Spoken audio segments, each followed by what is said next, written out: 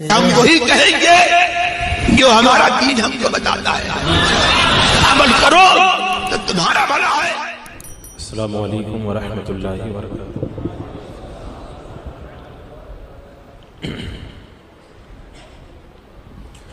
अल्हम्दुलिल्लाह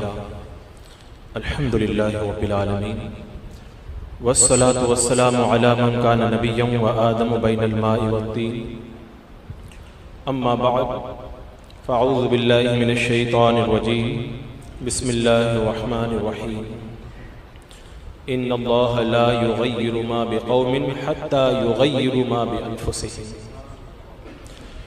सदक़ल्लाहु मौलाना अज़ीम व सदक़ रसूलुहुन नबियुल अमीनुल करीम व नहनु अला ज़ालिका लमिनश शाहिदीन व शाकिरीन वल्हम्दुलिल्लाहि रब्बिल आलमीन।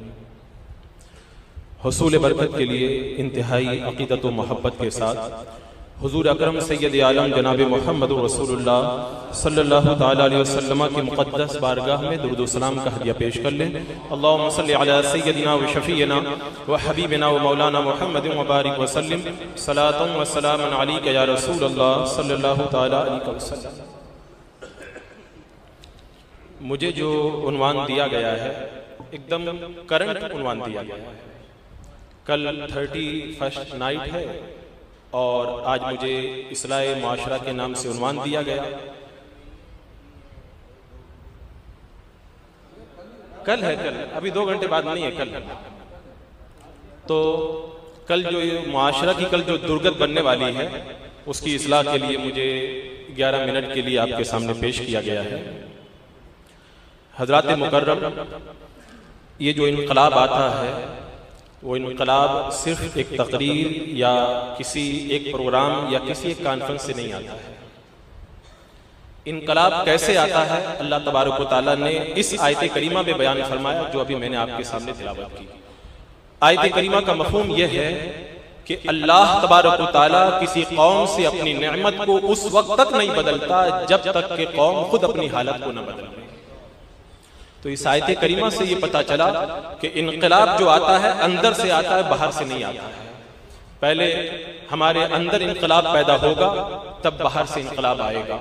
और अगर आप किसी कौम के अंदर जवानी और जवानों के हवाले से आप अगर सर्वे करेंगे तो आप इस बात का फैसला करने पर कादिर हो जाएंगे कि ये कौम आगे चल करके तरक्की करेगी या तनस्सुली करेगी। क्योंकि मुफक्किरीन ने कहा है अगर किसी कौम को जांचना हो तो उस कौम के जवानों को देखो। अगर कौम के जवान अच्छे कामों के अंदर लगे हुए हैं ये इस बात की निशानी है कि ये कौम आगे चल करके तरक्की करेगी। और अगर किसी कौम के नौजवान फिजूल कामों में फंसे हुए हैं तो ये इस बात की अलामत है कि ये कौम आगे चल करके तबाही और बर्बादी का शिकार हो जाएगी।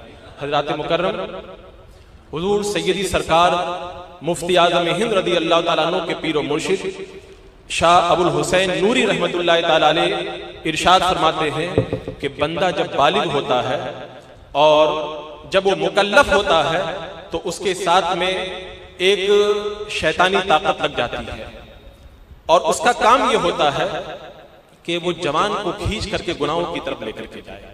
और एक फरिश्ता होता है जो उसे नेकी की तरफ खींच करके लेके जाता है।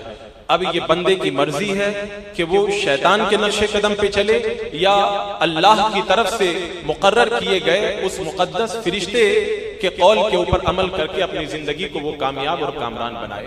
फरमाते हैं कि शैतान कहता है बुरा काम कर और वो फरिश्ता कहता है अच्छा काम कर। अगर बंदा अच्छा काम कर लेता है तो फरिश्ते को खुशी होती है और शैतान को बड़ी शर्मिंदगी होती है। और अगर वो बुरा काम कर लेता है तो शैतान को खुशी होती है और फरिश्ते को उस शैतान के सामने जो है वो शर्मिंदगी का एहसास होता है। तो अजीज़ान मुकर्रम, आज हमें इस महफिल के अंदर इस बात का जायजा लेना है कि आने वाली कल की रात यानी 31st नाइट के मौका पर हमें किस तरह इस रात को एक्सेप्ट करना है और किस तरह इस रात को गुजारना है। अगर आपने पूरा साल इबादत और रियाजत में गुजारा है तो आने वाली रात को अल्लाह का शुक्र अदा करते हुए गुजारना है कि अल्लाह तूने हमें इबादत की तौफीक अता फरमाई। और अगर हमने साल भर गुनाहों के अंदर गुजारा है तो फिर आने वाली रात को हमें तौबा इस्तग़फ़ार के अंदर गुजारना है। ताकि साल भर के गुनाहों की तलाफी हो सके। ये अरबी का बड़ा मशहूर मक़ूला है, अश्शबाबु शोबतुम मिनल जुनून, जवानी दीवानी होती है। बंदा जब जवानी की दहलीज पे कदम रखता है तो उसे इस बात की तमीज नहीं रहती है कि मैं क्या कर रहा हूं और क्या नहीं कर रहा हूं। लिहाजा ऐसे मौका पर बड़े और दाना लोगों का यह फर्ज बनता है कि उस नौजवान की सही तौर पर वो रहनुमाई करें। और यहां पर एक जरूरी बात जो मैं आपके गोशगुजार करना चाहता हूं, आज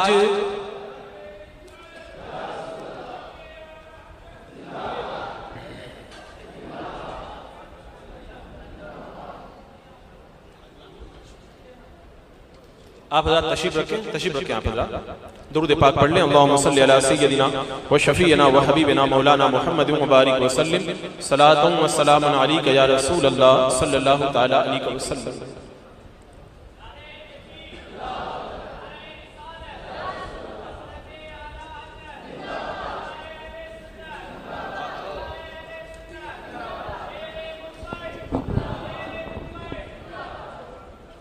तशरीफ रखें आप हज़रात, तशरीफ रखें। अल्लाहुम्मा सल्लि अला सय्यदिना व शफीना व हबीबिना व मौलाना मुहम्मद व बारिक व सल्लिम सलातुन व सलामुन अलैका या रसूल अल्लाह सल्लल्लाहु तआला अलैहि वसल्लम। अजीज़ान मुकर्रम व हाज़िरीन इजलास, मैं आपसे एक सवाल ये करना चाहता हूँ कि ये 31st नाइट आखिर क्यों जारी की गई है? आज से चंद साल पहले, चंद दहाइयों कबल इसका कोई वजूद नहीं था। अगर आप ये कहें कि 31st नाइट को इसलिए जारी किया गया है ताकि इस रात के अंदर शराब खूब पी जाए, तो मैं कहता हूं कि यूरोप के अंदर तो शराब वैसे भी हमेशा पी जाती है। अगर 31st नाइट को इसलिए जारी किया गया है कि इस रात के अंदर अय्याशी की जाए, तो अय्याशी तो यूरोप के अंदर हर साल भर तक जारी रहती है। अगर निगाहों की आवारगी के लिए इस रात को मनाया जाता है तो अहले यूरोप तो हमेशा अपनी निगाहों को आवारा करते रहते हैं। अगर इस रात को मनाने का मकसद ये है कि इस रात के अंदर खूब गाना गाया जाए, तो गाने तो यूरोप के अंदर साल भर तक गाए जाते हैं। आखिर मैं आपको ये बात समझाना चाहता हूं कि 31st नाइट को जारी करने का मकसद क्या है। अहले यूरोप ने एक नेवी के जरिए 31st नाइट को मनाया, रफ्ता रफ्ता यूरोप से ये बला चल करके आज हमारे माशरे के अंदर आई। अगर गाना बजाना मकसद था, गाना बजाना तो रोज वो करते हैं। अगर अय्याशी मकसद थी, अय्याशी तो वो रोजाना करते हैं। अगर नाचना मकसद था तो नाचना तो उनके यहाँ हमेशा ही जारी रहता है। अगर आतिशबाजी मकसूद है तो आतिशबाजी भी तो उनके यहाँ हमेशा होती है। मकसद वो नहीं है, मकसद दूसरा है। मकसद ये है कि मुसलमान कौम हमारी शराब के अंदर शिरकत नहीं करती, मुसलमान कौम हमारे साथ में गाना बजाना के अंदर शिरकत नहीं करती, कौम मुस्लिम हमारे साथ अय्याशियों के अंदर शिरकत नहीं करती। अगर इन्हें हम दावत देंगे कि आओ हमारे साथ में अय्याशी करो, कौम मुस्लिम नहीं आएगी।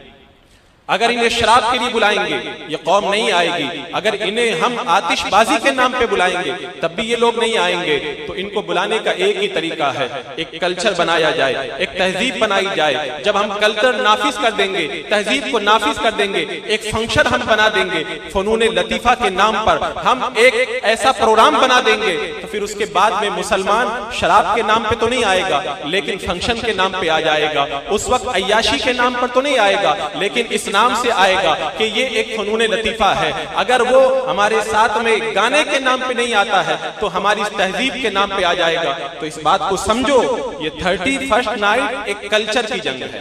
एक तरफ मगरिब का कल्चर, दूसरी तरफ इस्लामी कल्चर। ये जो रातें आती हैं ये डायरेक्ट इस्लामी कल्चर को जो है अटैक करने के लिए आती है। और आपको ये बात अच्छी तरह याद होगी, जो शरीफ घराना कभी बेपर्दगी को गवारा नहीं करता, अगर कल्चर का नाम दे दिया जाए तो फिर वो इसको एक्सेप्ट कर लेते हैं। जैसे मिसाल के तौर पर गांव में रहने वाला एक खानदान, शरीफ खानदान है, उनकी बच्ची बेपर्दा बाहर नहीं निकलती, लड़कों के साथ नहीं घूमती, वो शहर के अंदर आए, एक ऐसी सोसाइटी के अंदर आ गए जहां पर लड़कों के साथ में घूमा जाता है और अय्याशी की जाती है, बेपर्दगी के साथ में निकला जाता है। 2 महीना, 4 महीना और 1 महीने के बाद में वही गाँव की लड़की यहाँ पर रह करके इस कल्चर के अंदर ढल जाती है, फिर वो नौजवान लड़के के साथ भी निकलती है, गाना भी सुनने जाती है, अय्याशियों के अड्डे पे भी जाती है। अगर उसके बाप से कहा जाए अपने बच्ची को रोकते क्यों नहीं, वो कहते क्या करूं, यहाँ का कल्चर ही ऐसा है। आप इस बात को समझो, ये कल्चर के नाम पर जब कोई बुराई किसी के अंदर दाखिल की जाती है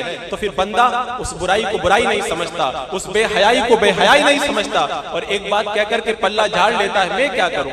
यहाँ की तहजीब ही यही है, यहाँ का कल्चर ही यही है। और इसीलिए अल्लाह तबारक व तआला ने कुरान पाक के अंदर हमें जो दुआ तालीम फरमाई वो दुआ यही है, इहदिनस सिरातल मुस्तकीम, ऐ अल्लाह हमें सीधे रास्ते पे चला, सिरातल लज़ीना अनअमता अलैहिम, उन लोगों का रास्ता जिन पर तूने इनाम किया, गैरिल मग़दूबि अलैहिम वलद्दाल्लीन, उन लोगों के रास्ते पे मत चला। उलमा फरमाते हैं यहाँ पे मग़दूब और दाल्लीन से मुराद यहूदी और नसरानी है। दिन में 5 मरतबा हम अल्लाह की बारगाह के अंदर हाजिर होकर के जब नमाज पढ़ते हैं और नमाज के अंदर अल्लाह की बारगाह में दुआ करते हैं, ऐ अल्लाह हमें यहूद और नसारा के तरीके पे मत चला। और 31st नाइट का कल्चर हमारी जिंदगियों के अंदर इस तरह दाखिल हो गया कि हम फिर उस बुराई को बुराई नहीं समझते और उसके साथ में दाखिल होने को अपने लिए फख्र महसूस करते हैं। अजीजान मुकर्रम, ये बड़ा बारीक नुक्ता है।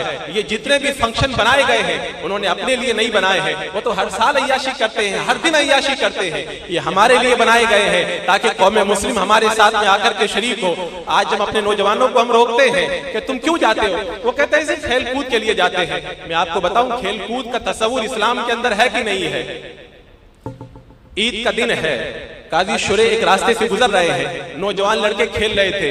काजी शुरे ने पूछा क्या कर रहे हो, कहा हम लोग टाइम पास कर रहे हैं। कहा क्यों, कहा ईद का दिन था, हमने सोचा कि टाइम पास कर लिया जाए। काजी शुरे रहमतुल्लाह ताला अलैह ने बड़ी प्यारी बात फरमाई, बोले टाइम पास करने का जो तरीका तुम बता रहे हो वो तरीका अल्लाह उसके रसूल ने नहीं बताया। नौजवानों ने कहा हुजूर फिर वो कौन सा तरीका है। अल्लाह तबारक व तआला ने इरशाद फरमाया, फइदा फरग़ता, जब तुम फारिग हो जाओ, जब तुम फुर्सत में हो जाओ तो फिर तुम टाइम गुजारना चाहो, टाइम गुजारने का तरीका यह है फन सब अल्लाह की इबादत और दुआ के अंदर कोशिश किया करो। तो टाइम गुजारने का जो तरीका, टाइम को पास करने का जो तरीका हमें अल्लाह ने अता फरमाया है, हमें उस तरीके से टाइम गुजारना चाहिए। और अगर कोई ऐसे फंक्शन के अंदर दाखिल होता है तो मेरे आका सल्लल्लाहु अलैहि वसल्लम ने इरशाद फरमा दिया, अलामतु इरादिल्लाहि ताला अनिल अब्द इश्तिगालुहु बिमा ला यानी बंदे का फिजूल कामों के अंदर मुब्तला हो जाना ये इस बात की दलील है कि अल्लाह तबारक व तआला इस बंदे से नाराज है। यानी अगर हम ऐसे फंक्शन में जाते हैं गोया कि हम अपने माथे पर ये बोर्ड लगाते हैं कि अल्लाह ताला मुझसे नाराज है, क्योंकि बंदा अगर अल्लाह की रजा में ढलता है तो मेरे आका सल्लल्लाहु अलैहि वसल्लम ने इरशाद फरमाया, इज़ा अरादल्लाहु बिअब्दिन खैरा इस्तामलहु, जब अल्लाह ताला किसी बंदे के साथ में भलाई का इरादा फरमाता है उसको काम पे लगा देता है। सहाबा ने पूछा या रसूल अल्लाह कैसे काम पर, मेरे आका ने फरमाया अल्लाह ताला उसे नेक काम की तौफीक अता फरमा देता है। तो आज की इस महफिल के अंदर आपको ये फैसला करके उठना है कि हमारी जिंदगी अल्लाह की नाराजगी में बसर होती है या अल्लाह की रजा के अंदर। तो मेरे आका ने फरमा दिया अगर फिजूल काम में हो समझ जाओ अल्लाह की नाराजगी के अंदर तुम मुब्तला हो, और अगर नेक काम के अंदर हो समझ जाओ अल्लाह की रजा के अंदर तुम जिंदगी को बसर कर रहे हो। तो अजीजान मुकर्रम, कल की आने वाली 31st नाइट, यहाँ पे एक बात मैं ये भी आपको बता दूं कि ये सालगिरह जो मनाई जाती है ये सालगिरह नहीं है, ये तो हमारे लिए गम का मौसम होना चाहिए। हमारी जिंदगी से 1 साल कम हो गया, हमारी जिंदगी से 1 साल कम हो गया। हाँ, खुशी वो मनाए जिन्होंने इबादत की है, रियाजत की है, वरना हमें तो सालगिरह की चीज की मनानी चाहिए, हमें तो नमाज की सालगिरह मनानी चाहिए मफहूम के एतबार से कि शबे मेराज के अंदर नमाज फर्ज हुई, शबे मेराज में हम कसरत से नमाजें पढ़े। अल्लाह के रसूल अलैहिस्सलातु वस्सलाम शबे विलादत के अंदर, शबे ईद मिलाद के अंदर विलादत हुई आपकी, उस दिन के अंदर हम खुशी मनाए। इस एतबार से तो अगर हम सालगिरह मनाए तब तो अच्छी बात है, लेकिन अगर हम अपनी जिंदगी का 1 साल कम होने पर हम खुशी का इजहार करें तो इसका मतलब यह है कि हम बड़ी नादानी का सबूत पेश कर रहे हैं। अजीजान मुकर्रम, वक्त चूंकि कम है, बस मैं इस्लाह मुआशरा के हवाले से ये बात आपके गोश गुजार करके मुंतकिल हो जाता हूं कि इस रात के अंदर शराब, गाना, जो कुछ भी होता है, इनमें से कोई भी चीज रब की रजा की तरफ नहीं ले जाने वाली है, बल्कि रब की नाराजगी की तरफ ले जाने वाली है। हजरत उमर इब्न अब्दुल अजीज रज़ी अल्लाह तआला अन्हु नमाज फजर के लिए तशरीफ ले जा रहे हैं। एक शख्स आके अर्ज करता, हुजूर एक बंदे की जान निकलने के करीब है, जान निकलती नहीं, आप आकर के उसको कलमा की तलकीन कर दें। जब आप तशरीफ ले गए, उसे कलमा पढ़ने के लिए कहा, उसने इनकार कर दिया और इसी हालत के अंदर जब मर गया, हजरत उमर इब्न अब्दुल अजीज ने अहले खाना से पूछा ये कौन सा गुनाह करता था? बताया ये शराब पिया करता था। कहा इसी नऊसत की वजह से मरते वक्त इसको कलमा नसीब नहीं हुआ है। और गाने के बारे में मेरे आका सल्लल्लाहु ताला अलैहि वसल्लम की हदीस पाक मौजूद है कि बंदा गाना गाता है, उसकी आवाज अल्लाह की बारगाह के अंदर मलऊन है। और हजरत नाफे फरमाते हैं, अब्दुल्लाह इब्न उमर रज़ी अल्लाह ताला अन्हु के साथ में मैं रास्ते से गुजर रहा था, गाने की आवाज आई, कान के अंदर उंगली रख दी, काफी दूर जाकर पूछते हैं वो आवाज बंद हो गई? कहाँ हुजूर बंद हो गई। उसके बाद में फरमाया तुम्हें मालूम है मैंने अपने कान के अंदर उंगली क्यों डाली थी? कहा एक बार मैं अल्लाह के रसूल अलैहिस्सलाम के साथ में जा रहा था, आपकी कान के अंदर भी बांसुरी की आवाज आई थी, आपने भी कानों के अंदर उंगलियां डाल दी थी, मैंने अल्लाह के रसूल अलैहिस्सलाम की सुन्नत पे अमल किया है। तो अल्लाह के रसूल अलैहिस्सलाम और सहाबा का तरीका ये और हमारा तरीका वो, जो कल आने वाली रात के अंदर मुआशरे का सत्यानाश होने वाला है। अजीज़ान मुकर्रम, अपने आप को बदलो। जब इनकलाब जो भी आता है जवानों से आता है।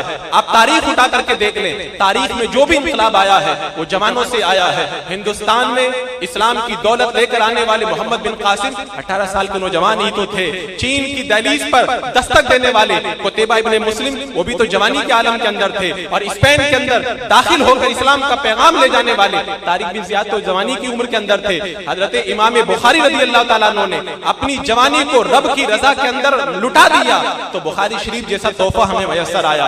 अगर हमारे मुहद्दिसीन, मुफक्किरीन और मुहद्दिसीन अगर अपनी जवानियों की कदर ना करते तो ना हमें बुखारी मिलती, ना मुस्लिम मिलती, ना हमें तफसीर की किताबें मिलती। आज जितना भी मुसलमानों का सरमाया है, ये सारा सरमाया हमारे असलाफ की जवानियों की जो है देन है। अगर उन्होंने ये कुर्बानियां जवानी की न दी होती तो आज हमें ये दौलत मयसर नहीं आती। अजीज़ान मुकर्रम, अपनी जवानियों की कदर करो, अभी तुम्हें बहुत काम करना है। आने वाला वक्त बड़ा खतरनाक है, खास तौर से अहले सुन्नत व जमात और मसलके आला हजरत के मानने वालों के लिए बड़ी सख्त प्लानिंग चल रही है। और इन्हें मालूम है अगर तदय्युन इस दौर के अंदर किसी के अंदर पाया जाता है तो बरेलवी कहलाने वाले मुसलमानों के अंदर पाया जाता है।